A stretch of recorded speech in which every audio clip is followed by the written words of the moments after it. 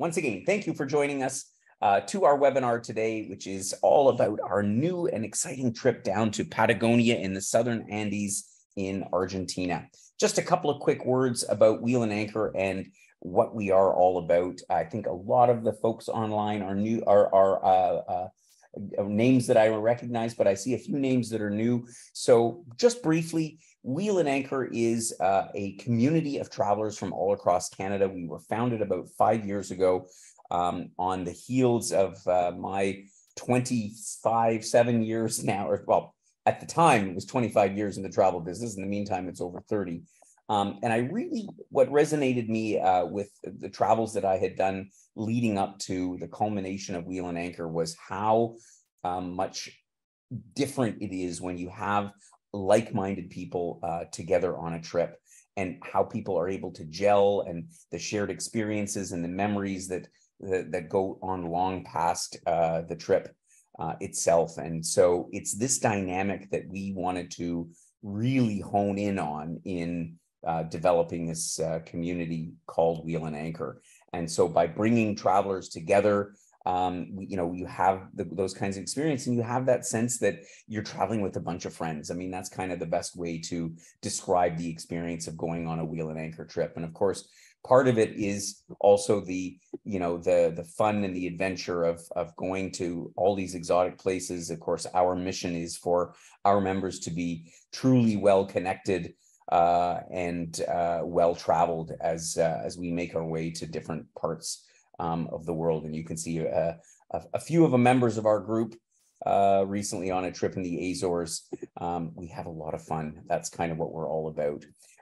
So joining us on the call on our webinar today, my name is Gordon again. I'm the founder of Wheel and Anchor, and I'm joined today by Barb, who is one of our team of trip specialists. Good morning, Barb. Good morning. Together with Paula, is there to get all your questions answered and make sure that you have everything you need to join us on one of our exciting adventures. I'm hopefully going to be joined at some point by Joachim, who is our partner down in Argentina, and he is the chap. These guys are hiking experts that we work together on putting this great program together for. And so as I say, hopefully he will join us and provide his thoughts on what makes this trip really, really special. But in the meantime, our plan is, of course, to take you on a little digital journey through Argentina, specifically Patagonia, where we're going to be heading in February of 2024. So let's look at the map to start. Our program, of course, starts in Buenos Aires, the capital of Argentina. And we've got on this program just a night on arrival and at the end of the trip in Buenos Aires. If you haven't been before, I highly recommend tacking on a few extra nights. Buenos Aires is an amazing city. It's one of my favorite cities in the world, quite honestly. It's massive, but it has a real juxtaposition of European influence. Like, it feels Italian, it feels French. You can be in Buenos Aires and think you're walking down the streets of Paris. That's what I really like about the city. Many things I like about the city. And so if you haven't been, or maybe if you have been, I know that whenever I'm in that part of the world in South America, I like to spend an extra day or two there, because I just enjoy it so much.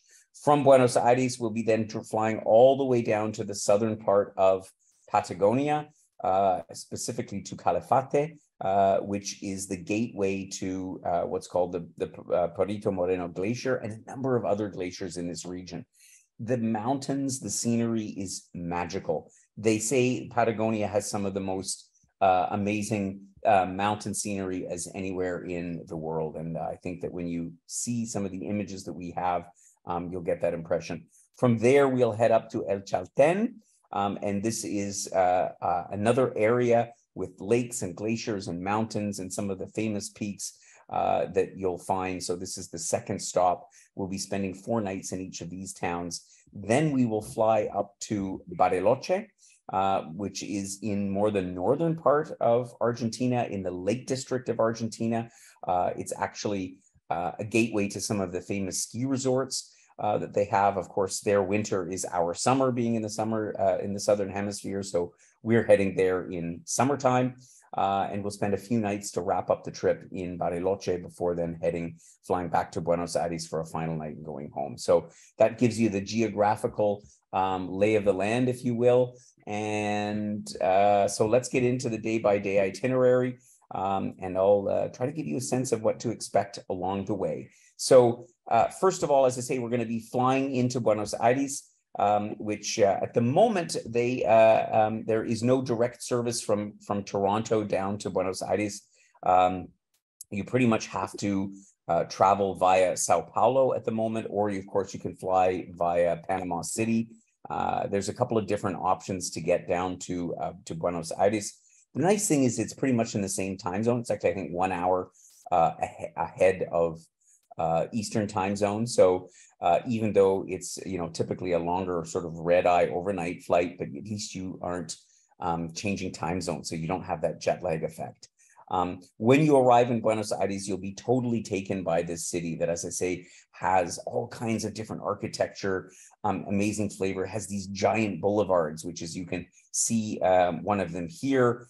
This is on the square where the presidential palace is, the Casa Rosada, the pink presidential palace, one of the many buildings you can visit and explore. And the nice part, downtown Buenos Aires is really, it's got some pedestrian walking streets. It's all quite walkable. The city itself is huge and sprawling, but the most exciting parts are quite accessible in and around the downtown core. And Buenos Aires is, contrary to I think common sort of folklore about Latin America, it's actually, I think, a remarkably safe city. I mean, you have to keep your wits about you like you would in any large city, but I've walked around Buenos Aires day and night, and really not really had any issues, not had too many concerns. So a great city visit and a great city to start our adventure into Patagonia. And as I say, I do recommend maybe flying in a couple of nights early if you're inclined to take in a little bit more of that city. We'll then head down to Calafate. And Calafate, as I say, this is the area that's known as the land of the glaciers. And so the town of Calafate actually comes from a small bush, which comes out in the spring with these very beautiful yellow flowers. We probably won't be witnessing those because we're going to be there more in the midsummer period. But when we arrive in Calafate, you'll have a chance to stretch your legs and unwind a little bit, and just take in this very dramatic scenery. The Andes Mountains, particularly here in Patagonia, you'll see is very stark landscape. And the pictures here will sort of give you a little bit of a sense of that. It's not like the forested Rocky Mountains that we're used to. It's barren rock and clay and sand and all the rest of it. It's quite an amazing landscape to take in. Right off the bat, the first day, we're going to be heading to Perito Moreno, and you're probably familiar with this picture because it is one of the most famous scenes in that you'll get from Argentina. This massive glacier, which spills out into a lake, and of course caves. And so we'll be able to view this in a couple of different ways. And so we've left, we're going to be heading along some walkways to the beginning of the park, to the so-called balconies of the Perito Moreno Glacier. And then you have a couple of activities that you can choose from that are not included in the program, but we'll give you those options if you decide to come with us on the program. You can either take a 20-minute cruise along the so-called Lago Rico, which gives you access to the glacier and see it from the water, or you can do a walk on the glacier. It's not long; it's about a mile, about a kilometer and a half circuit, and see the different streams and landscapes and all the things that make up the glacier. So this is truly one of the most spectacular sites that we're going to take in right off the bat. We'll have a free day as well in Calafate, and this will give you an opportunity to choose some other activities to do. In fact, we're probably going to select a couple of activities in advance of the trip, depending on how many members decide to join us. We have the option to go kayaking amongst the glaciers. You can go sailing in and around a couple of the other glaciers that are in the area. There's an opportunity to do some horseback riding for those that wish at a Patagonian ranch, or do a 4x4 trip. There's a bunch of different things that you could do while in and around Calafate. So, and as I say, our members always like the fact that we include a free day so that you can just sort of, chill out or choose an activity that best suits you. We're then going to continue on in Calafate for our so-called Mayo Spirit Trek, where we're going to take a hike that is not super long, but it's going to take us to another viewpoint of the Perito Moreno Glacier, where we'll get to see this 60-meter high wall of ice. And they'll drop us here, and we'll again get to explore the walkways in and around Perito Moreno. So this is going to be a different sort of approach. This is the beauty of this area, is that there's so many different perspectives you can take the glaciers in from. So that'll be quite an awesome day. Here you get sort of a sense of some of the images of what the scenery there looks like. As you can see, it's most of the mountains are barren, just snow and glaciers, even in the midst of summertime. So following that, then we will continue on up to El Chalten, which is a few hours to the north of Calafate, and we're going to spend another 4 nights in here. We have some beautiful boutique hotels that we've selected for these stops as well. So the accommodation is really top notch for what you can get in this area. And so Chalten is really the trekking capital of Argentina. And some of the most famous peaks like Cerro Torre and Fitzroy are located in and around this area. And so on some of the treks that we're going to be doing, we will get a chance to see some of these. The first of which being the so-called Mirador del Torre trek. Now we've picked out hikes, so just to give you a sense of the difficulty, if you will, fairly easy to moderate hikes. So we're not going on 25-kilometer, 1,000-meter elevation type treks. You can see most of the beauty that Patagonia has to offer without having to go on a grueling, 10-hour trek or something like that. Most of the treks that we're doing are going to be sort of 3, 4, 5 hours in duration, but only covering I think the longest one that we would do is about 10 kilometers. This one, particularly Mirador del Torre, is about 7 kilometers long, and it follows along the Fitzroy River, where we'll get a chance to see one of the most impressive peaks in Argentina, that's called Cerro Torre. And you see these needles, these peaks of granite that are so distinctive that, again, if you go online and you Google Patagonia, invariably you're going to see those formations for which this part of the Andes is so well known for. Once again, we'll have a free day in El Chalten. And again, a few different things that you can do here. You could do a trek. This is a more challenging trek, the one that takes you up to Laguna de los Tres. But there's some easier ones that one can do simply on one's own out of El Chalten, like Los Condores or Chorir del Salto, that visit some waterfalls. But Chalten actually is a lovely town in and of itself. So you might want to just hang around town. It's a fairly active trip, so sometimes having a day off and just enjoying a little bit of the local atmosphere is not a bad way to play things either. The next day, we're going to be heading up to the so-called Capri Lagoon, which is one of the most sought-after hikes in Argentina, as it says here. It has views. What you can see in the background is so-called Fitzroy, and this is probably the most photographed mountain in Patagonia. Again, you may have seen this, or maybe you've seen it from a different angle with those very distinctive peaks. And by trekking out to the Capri Lagoon, you will sort of go along sort of a river valley and the stream that goes right towards the mountain.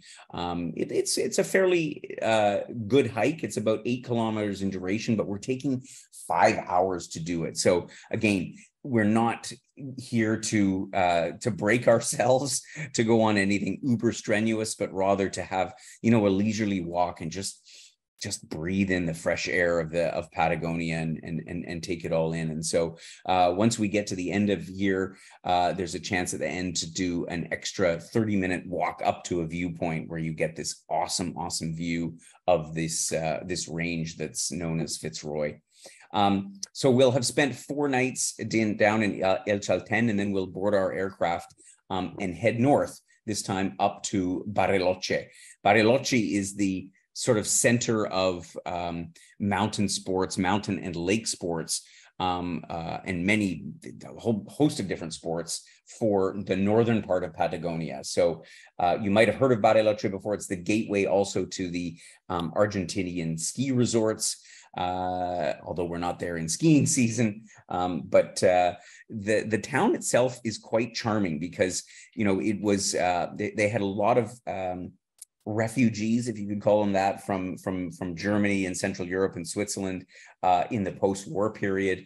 And so the design of a lot of the buildings, like you can see here, is inspired by this sort of Swiss Alpine kind of style. So it's really kind of neat because, again, you have to sort of sometimes, check in with yourself to say, I'm actually in Argentina and not in Switzerland. So it's a lovely spot, and again, a great base to do all kinds of outdoor activities and enjoy some of this northern part of Patagonia. Bariloche is right adjacent to Lake Nahuel Huapi. Excuse my pronunciation. That's an indigenous name. And here we have about an hour and a half long hike where we will see these incredibly blue waters of this lake with the Andes in the background. I mean, just majestic landscape. And they're going to put together a delicious gourmet picnic lunch for us. And then we'll have a ride back to the hotel. So it's a great way to spend the day. And finally, on our last day before we fly back to Buenos Aires, we're going to be heading out to the so-called Cerro Villegas, which is located between the mountains. You get a sense of it from the photo here, between the mountains and the plateau. So the area is obviously famous for all the lakes. They have incredible bird life down here. Just scenery pure. So we're going to do, this is probably actually going to be our longest hike of the trip. It's going to be about 11 kilometers, but we're going to, again, take it easy. We're going to do it over the course of 5 or 6 hours and have a picnic lunch along the way and take in these incredible views and think, wow, how blessed we are to go to a place like Argentina. So that will pretty much wrap up our trip. We'll fly back to Buenos Aires and have one more before you fly out. Oh, sorry. Yeah, your Visa Travel is here. So your suppliers here, I think you might need to change them to the panelists. Yeah. Okay, great. Well, then they can answer any questions that might come up. So that's great. I'm glad to hear that they finally made it. So yeah, as I was saying, Buenos Aires is our last stop before we head back, and we'll have time to enjoy a free day taking in the city. And I do recommend, perhaps tacking on a few extra days to explore more of Buenos Aires, perhaps crossing the Rio de la Plata to Uruguay on the other side. That's an amazing experience as well. And yeah, we can give you countless ideas of things to do. Thank you for joining us. We're actually at the end of the webinar, but we will perhaps have some questions for you. You can hear me okay? Yeah, Gordon, hi, how are you? I'm sorry it took so long. We had a little bit of technical difficulties, but here we are. It happens. we're just finishing up. So I'm just wrapping up. I'm going to go through some of the logistics, and then we're going to take questions from our members. So hopefully if there's some questions, then you'll be able to give us a hand with that. So, yes, of course. So yeah, great. So let me just give you a few of the details about our program. And of course, all of these are in the program itinerary, which came out in our newsletter this past weekend. If you didn't get that, of course, you can just let us know and we'll send you a copy of the itinerary. It'll be on our website. If it isn't there already, it'll be there within a day or two. And so all of the information is here. So here, the pricing for this program in Canadian dollars.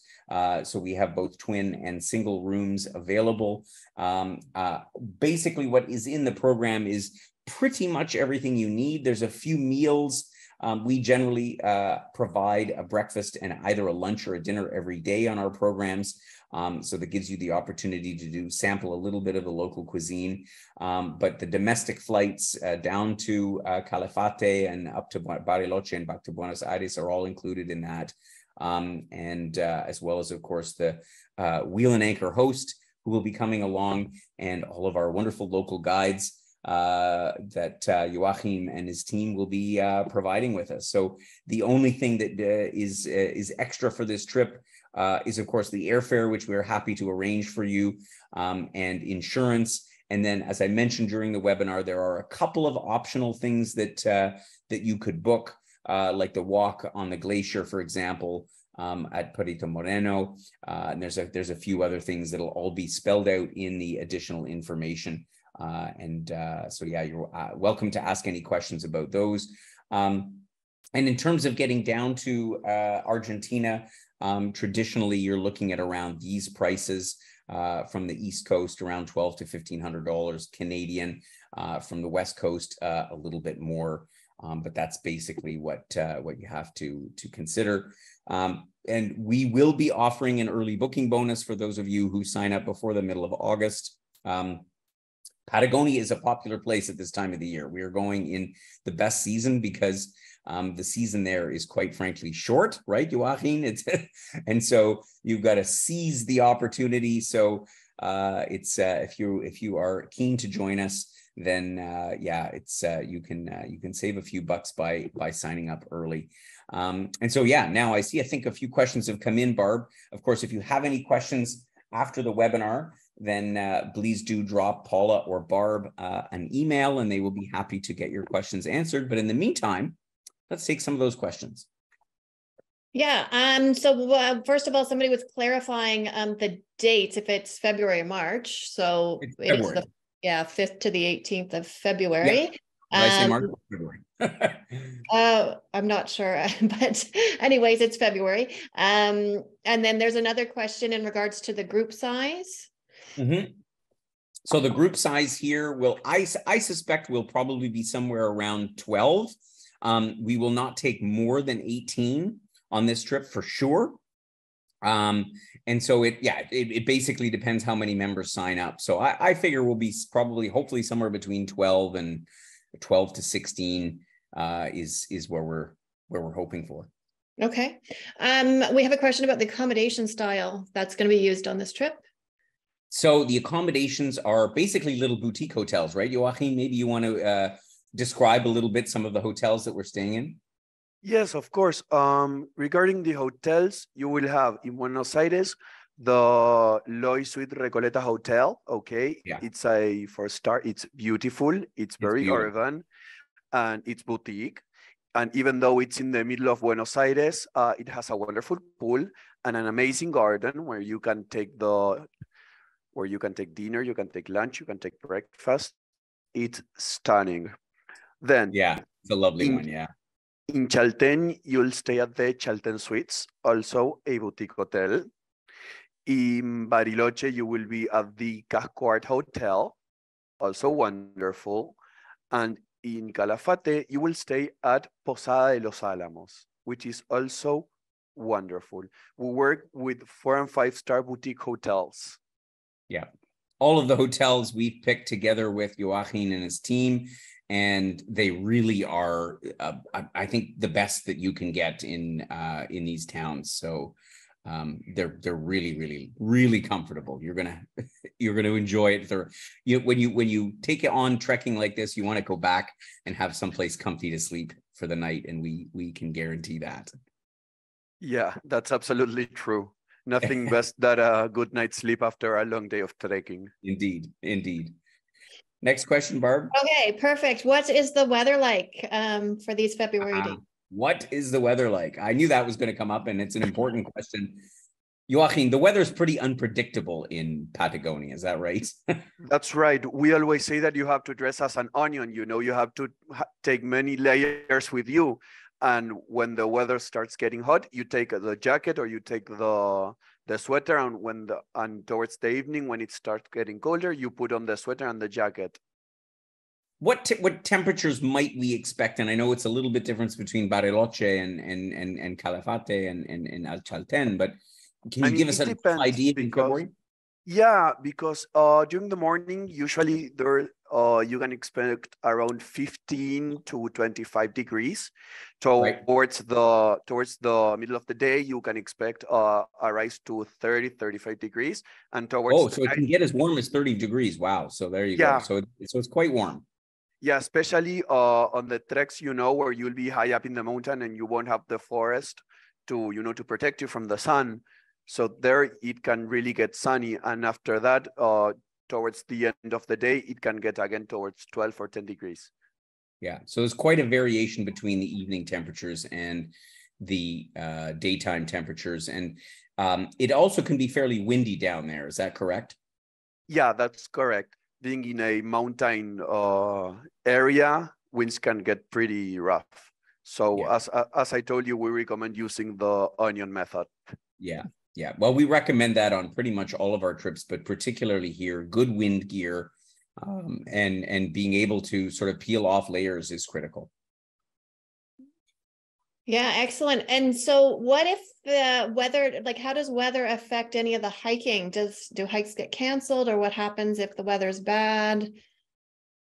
The weather doesn't usually go bad. I'm talking from experience here. I've went to Patagonia many times during the summer. The worst that can get, it's clouds, it can get a little bit cloudy, but nothing more than that, usually it doesn't rain. And if it rains, it'll be 3 or 4 drops. Hikes won't get canceled. Okay, yeah. Perfect. Excellent. That's good to know.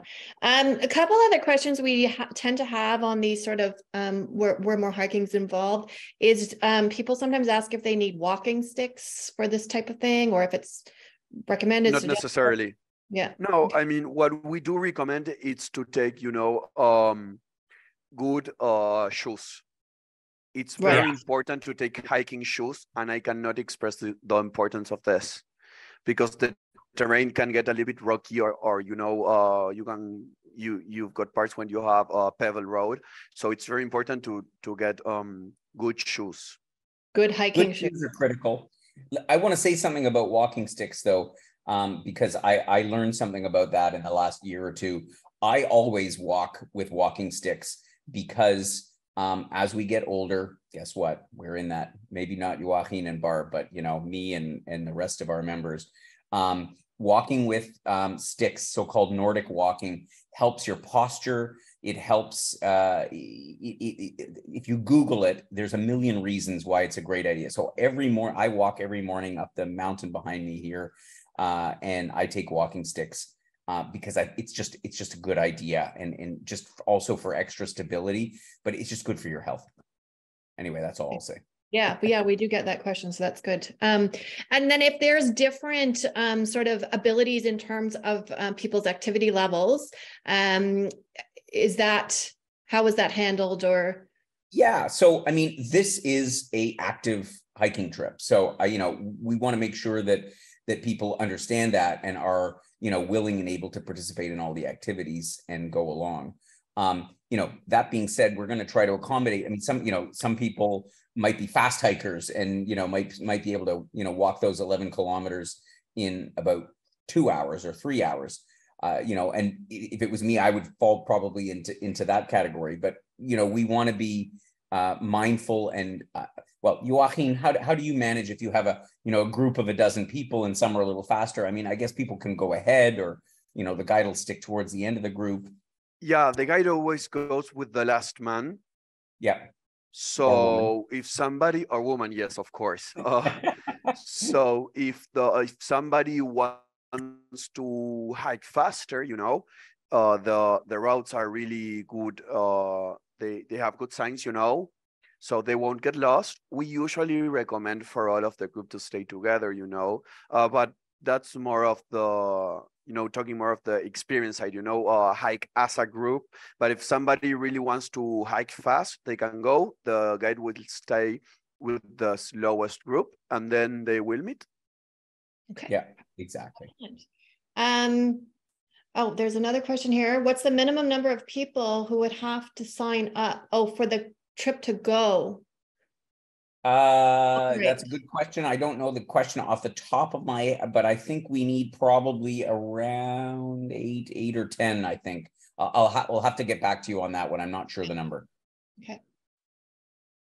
Perfect. I'm sure it'll be a popular one. We're having a lot of requests for. Yeah. We've had tons of people asking for this trip, so I'm fairly optimistic it should go. Yeah. So those are the questions that have come in here. Okay.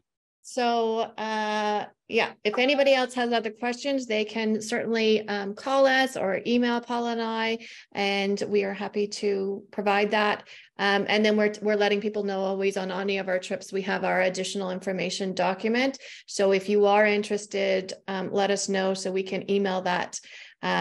You'll have the program itinerary, but the additional information is going to go into more the nitty-gritty of how do the transfers work and whether exactly all those details. Yeah.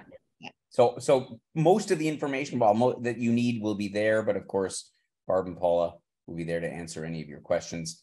And there's your I think you all know that their contact information, but I stick it up on the screen again. And I appreciate you joining us, and would love for you to come along on this amazing trip in Patagonia this February. It's going to be awesome.